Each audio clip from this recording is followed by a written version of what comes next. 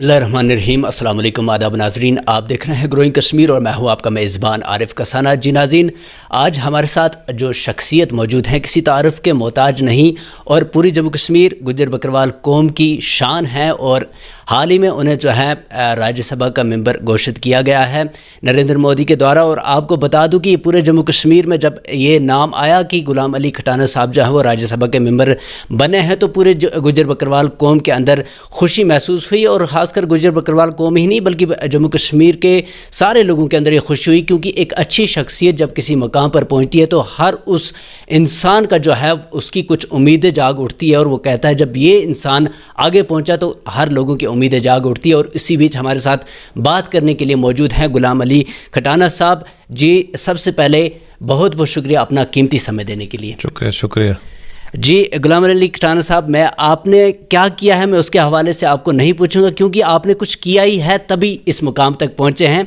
तो मैं ये बताऊंगा कि आगे क्या करने वाले हैं उससे मैं आप पे ज़रूर पूछूंगा, क्योंकि जब कौम की इतनी बड़ी उम्मीद एक राज्यसभा मेंबर आप बने हैं तो कौम की उम्मीद लेके बने हैं, तो क्या मैसेज देना चाहेंगे अपनी इस पूरी गुज्जर बकरवाल कौम को? देखिए, गुज्जर बकरवाल कम्युनिटी जो खासकर और बाकी कम्युनिटीज़ भी हैं इसमें, जो कि 70 सालों में पॉलिटिकल उनका सियासी एम्पावरमेंट नहीं हुआ है। क्या होता है कि जो लोग यहाँ सत्ता में रहे हैं, गुज्जर कम्युनिटी को उन्होंने सिर्फ वोट बैंक तक महदूद रखा है। उनमें सियासी शाऊर जो है, जो पॉलिटिकल एक्सपोजर जो होता है, जिससे कौमों की तकदीरें बदली जाती हैं, उस लेवल पे पॉलिटिकल पार्टीज़ ने गुज्जर कम्युनिटी को जगह नहीं दी। भारतीय जनता पार्टी 70 सालों में वाहिद पार्टी है जिसने गुज्जर बकरवाल और नेगलेक्टेड समाज, जिसको नेगलेक्ट करा गया है, उसकी आवाज़ को उसको सुना है, उसको समझा है। और नरेंद्र मोदी जी ने बहुत बड़े अजलास में, जिसमें हज़ारों की तादाद में गुज्जर बकरवाल और जो पसमानदा मुसलमान हैं, जिसमें कश्मीरी भी हैं, पहाड़ी भी हैं, बाकी भी हैं, वो सब शामिल हुए थे नरेंद्र मोदी जी की उसमें रैली में 2013 में। उस वक्त उन्होंने एक बात कही थी कि जो समाज, जिन समाज को पीछे रखा है, जो पिछड़े रह गए, जिनको पॉलिटिकल पार्टीज ने सिर्फ वोट के लिए इस्तेमाल कराया, उनका इस्तेसाल करा है, उनको हम एम्पावर करेंगे। एक के बाद एक उन्होंने लेजिस्लेशन जम्मू कश्मीर में लाई है।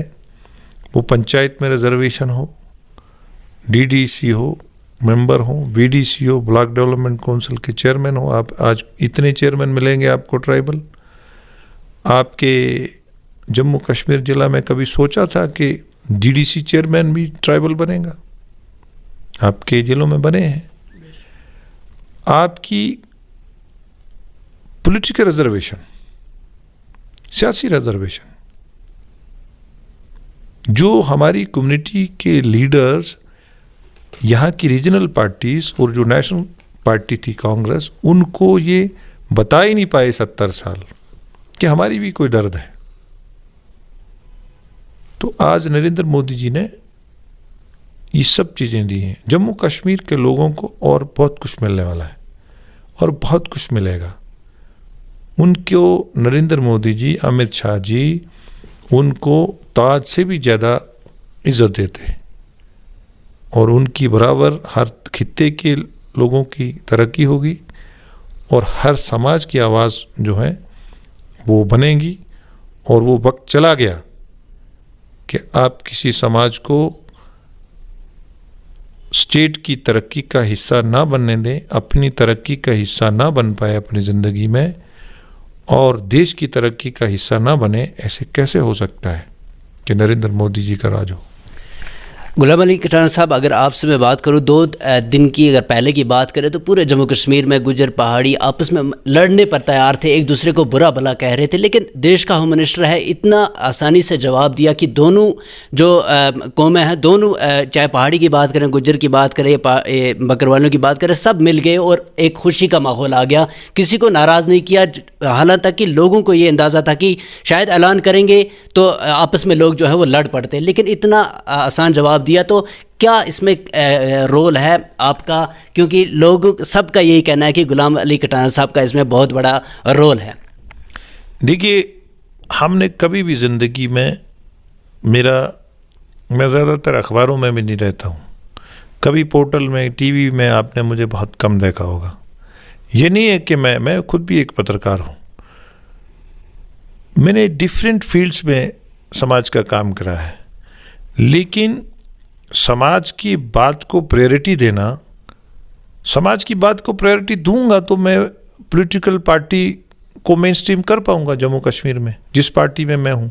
अगर मेरा समाज इसमें आएगा, इस समाज की बात करूंगा तो मेरी पार्टी बढ़ेगी।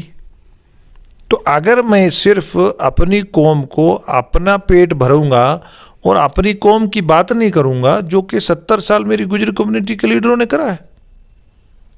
आज उन्होंने इतनी इतनी प्रॉपर्टी बना ली है कि वो उनके लिए लायबिलिटी बन गई है, वो आवाज नहीं बोल सकते।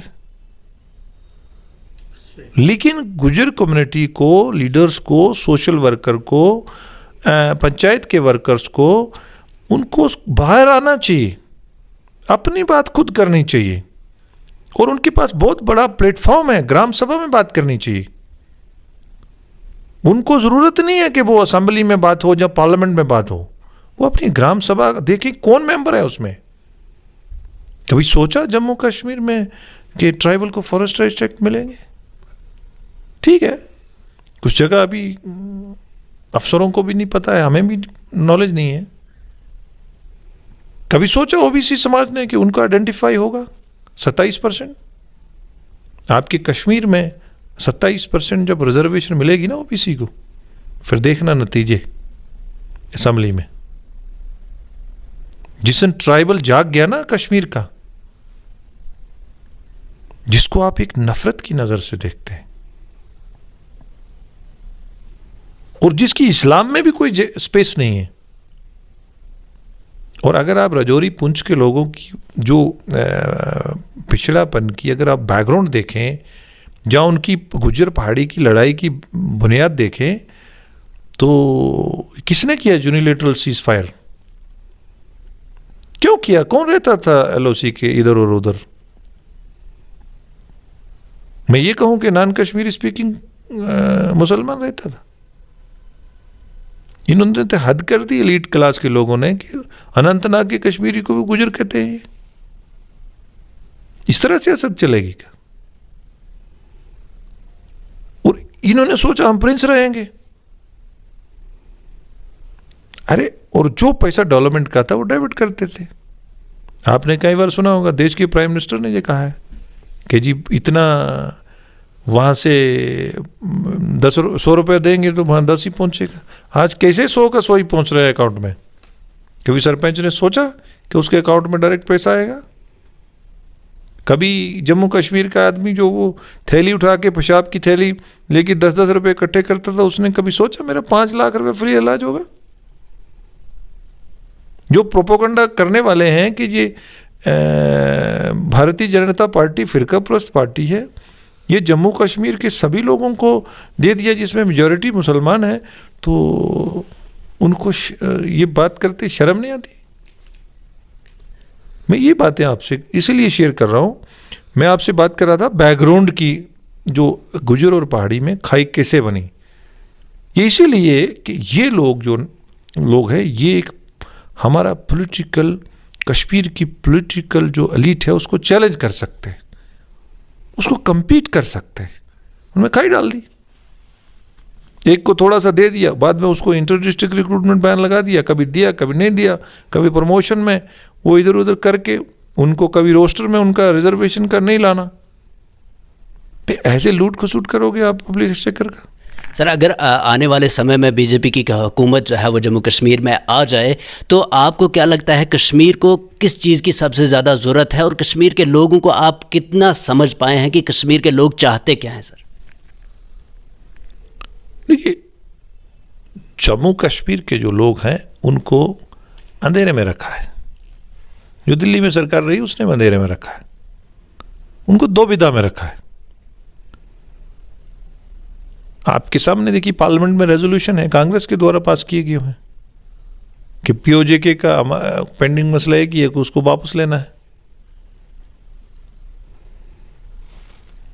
खुद अपने बच्चों को दिल्ली में, बेंगलोर में अच्छे अच्छे मेट्रोज में पढ़ाएंगे, अच्छी अच्छी सिटीज़ में पढ़ाएंगे, वर्ल्ड में पढ़ाएंगे, और हमारे गरीब के बच्चों को कहेंगे कि नहीं, ये आज़ादी मिलने वाली है। और कई बार देश के प्राइम मिनिस्टर्स ने, बीजेपी बड़ा सीधा है कि किसी को हम अपीज नहीं करते, किसी को टीज नहीं करते। हमारे लिए सब नागरिक देश के बराबर हैं। हम उन सब की तरक्की कैसे हो, इंडस्ट्री कैसे बढ़े, टूरिज्म कैसे बढ़े, यहाँ का ज़िम्मेदार सेब वाला खुशहाल कैसे हो, यहाँ का व्यवसाय, यहाँ का महिलाओं का, यहाँ का रोज़गार कैसे बढ़े, यहाँ अमन कैसे आए, ये हमारी प्रायोरिटी है। सर, लास्ट में मैं आपको ये पूछना चाहूँगा कि गुजर बकरवाल कौम जो है सर, उसमें अगर हम बात करें तो गवर्नमेंट यहाँ की आज तक जो रही है उसने गुजर बकरवाल कौम को एक तरह से ठगाया है। ठगाया ऐसे कि गुजर बकरवाल कौम के लिए स्कीमें निकाल दी कि फ्री में राशन दीजिए, फ्री में आप उनको गाय भैंस ये दीजिए, फ्री में इनको शीप फार्म दीजिए। लेकिन वो लोग उसी चीज़ के साथ पहले से भी लगे हैं। वो जो राशन है वो ख़त्म होने वाला है, 1 महीना चलेगा, 1.5 महीना चलता है, उसके बाद ख़त्म हो जाता है। लेकिन वो जो एजुकेशन का मामला है उसमें फिर हम पीछे रह जाते और हमारी कौम आगे नहीं बढ़ती। तो आप जब पार्लियामेंट मेंबर बने हैं तो आपके दिमाग में कोई ऐसी चीज़ है जिससे गुजर कौम आगे बढ़ेगी, जिसको उन फ्री का राशन नहीं ज़रूरत, बल्कि उसके बदले उनको वो पढ़ाई में वो हॉस्टल्स चाहिए, वो उस तरह का जो है एजुकेशन चाहिए जो प्राइवेट स्कूल में जो बड़े बड़े नेताओं के बच्चे पढ़ते हैं। तो गुजर कौम को वो चीज़ें चाहिए, ना कि फ्री राशन चाहिए। देखिए, मेरा इस मसले में मेरा मानना थोड़ा सा डिफरेंट है। देखिए, ट्राइबल का बच्चा जो रेयरिंग करता है, मतलब गाय भैंस बकरी भेड़ घोड़ा खच्चर चराता है, तो वो 6 साल का जो बच्चा है वो उसमें ग्रेजुएट है, वो उसको रेयरिंग कर लेता है, वो उसको डक लेता है, वो उसको पानी पिला लेता है। तो उसी बच्चे को आप अंग्रेजी में एमए करवाओगे तो उसको 20 साल लगेंगे। तो मेरे ये मानना है कि अगर उसका भेड़ पालना पेशा है तो वो वर्ल्ड का मॉडर्न होना चाहिए, उसी पे वो मेहनत करे कि उसके में मॉडर्न टेक्निक कैसे आ जाए, भेड़ पालने का मॉडर्न तरीका कैसे आ जाए, उनको अगर बीमारी लग जाए पहले ही उसकी इंश्योरेंस कैसे हो। अब आप किसान का लोन दोगे, जहाँ उसको गाय जहाँ भैंस खरीदने का लोन, उसकी गाय भैंस एक ही बीमारी मर जाएगी तो वो सारी उम्र नहीं उससे लोन ख़त्म होगा। इन चीज़ों को एडमिनिस्ट्रेशन को भी उनके लिए फीलिंग लेनी पड़ेगी। फीलिंग क्या होती है कि डॉक्टर क्या मरीज की दुआ करेगा कि जब तक उसको उसकी मरीज का प्रॉब्लम नहीं हो पता होगा। हम जो पढ़े लिखे एलीट लोग हैं, if one cannot feel he cannot prescribe. Doctor को मरीज के लिए फीलिंग ही नहीं हुई तो नुस्खा क्या लिखेगा। मेरा ये मानना है कि अगर वो भेड़ चराता है तो उसको भेड़ रेयरिंग का, भेड़ चराने का वर्ल्ड का मॉडर्न इंफ्रास्ट्रक्चर देना चाहिए भेड़ पालने का, और उसके लिए उसको ट्रेनिंग देनी चाहिए। उसके साथ साथ वो अंग्रेजी में भी, वो साइंस में भी एमए करे, वो भी इम्पोर्टेंट है। बट जो उसका इनहेरिटेड प्रोफेशन है, खानदानी पेशा है, उसमें वो दुनिया की जो मॉडर्न टेक्निक है, मतलब टेक्नोलॉजी के लिए नहीं, उसके लिए टेक्नोलॉजी, उस जानवर के लिए, उस इस इंसान के लिए टेक्नोलॉजी कितनी अच्छी है उसका इस्तेमाल करें। टेक्नोलॉजी के लिए टेक्नोलॉजी नहीं इस्तेमाल करनी चाहिए इंसान को, फिर वो नुकसान करेगी एनवायरनमेंट का। सर आने वाले समय में ऐसा कोई यूनिट बनाने का आपका कोई प्लान है जहां से गुजर बकरवाल कौम को फ़ायदा मिले, क्योंकि कई सालों से हम पिछड़े हैं, तो आने वाले समय में कोई ऐसा तो तय करना पड़ेगा, कुछ ऐसे यूनिट बनाने पड़ेंगे, तो इसमें आपके लिए कोई प्लान है इस कौम के लिए? देखिए, आज सोशल मीडिया का ज़माना है, आज पोर्टल का ज़माना है। आज मैं तो कहता हूँ कुंबे में भी बाप की हेजबनी चली गई है, क्योंकि जो पहले बाप ही जाता था पंचायत में हेडक्वार्टर, जहाँ तहसील हेडक्वार्टर, जहाँ ब्लॉक हेडक्वार्टर, उसके पास इन्फॉर्मेशन होती थी, वही रेडियो सुनता था। आज छोटा बच्चा है, वो मोबाइल पे टिप्स पे वो सारी इन्फॉर्मेशन है उसके पास। बेसिकली पावर होती है इन्फॉर्मेशन।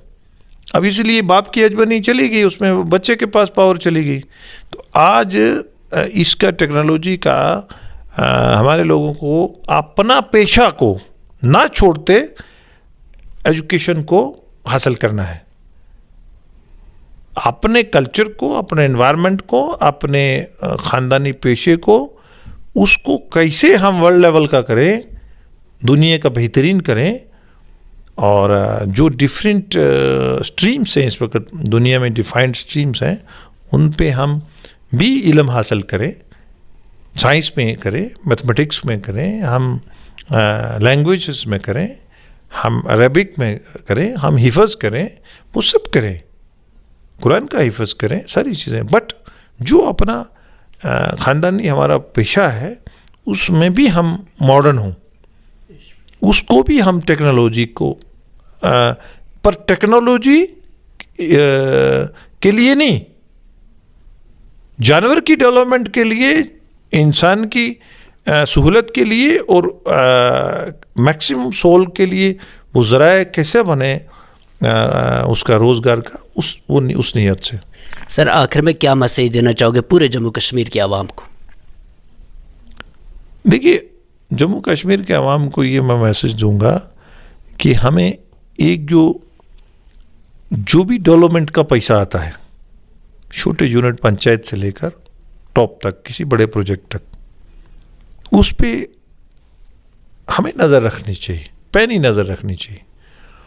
और उस पे पैनी नज़र रख के और डिफरेंट जो प्लेटफॉर्म है उन पे अप्राइज करना चाहिए। अगर आपको उसमें लगे कि ये पैसा किस चीज़ के लिए आया था तो वहाँ नहीं खर्च हो रहा है। देखो, जमहूरियत है, लोकतंत्र है, इसमें आपको आपका पैसा आया है, आपको उसका चौकीदारी करनी है। वो वहाँ से टेंडर हुआ, वहाँ ग्राउंड पे लगा कि नहीं लगा, इस पे आपको अवेयर रहना है। इसमें बड़ी चीज़ें हैं, मीडिया का भी बहुत बड़ा रोल है, बट इस पे जो सोशो पॉलिटिकल एक्टिविस्ट हैं उसका बहुत बड़ा रोल है, क्योंकि उसको नज़र रखनी है। नज़र रखेंगे तो डेवलपमेंट होगी, ट्रांसपेरेंसी आएगी, अमन होगा, रोज़गार आएगा। यही मेरी लोगों से अपील है कि आगे बढ़िए, तरक्की करिए, कैसे जम्मू कश्मीर की तरक्की हो जाए और जम्मू कश्मीर के लोग भारत की तरक्की में कैसे हिस्सेदार बने और हम एक इसको दुनिया को लीड करें। यही मेरा लोगों को मैसेज है।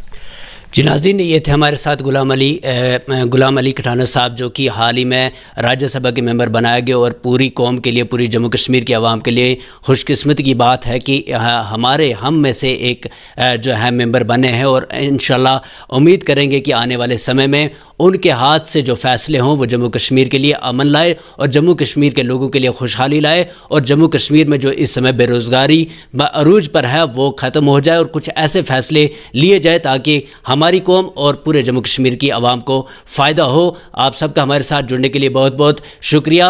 बने रहिए हमारे साथ, देखते रहिए ग्रोइंग कश्मीर आरिफ कसाना के साथ। दिन भर के तमाम तर अपडेट्स पाने के लिए सब्सक्राइब कीजिए हमारी सभी ऑफिशियल चैनल्स को और साथ ही साथ बेल आइकन भी प्रेस कीजिए ताकि आप तक पहुंचे हर खबर सबसे पहले।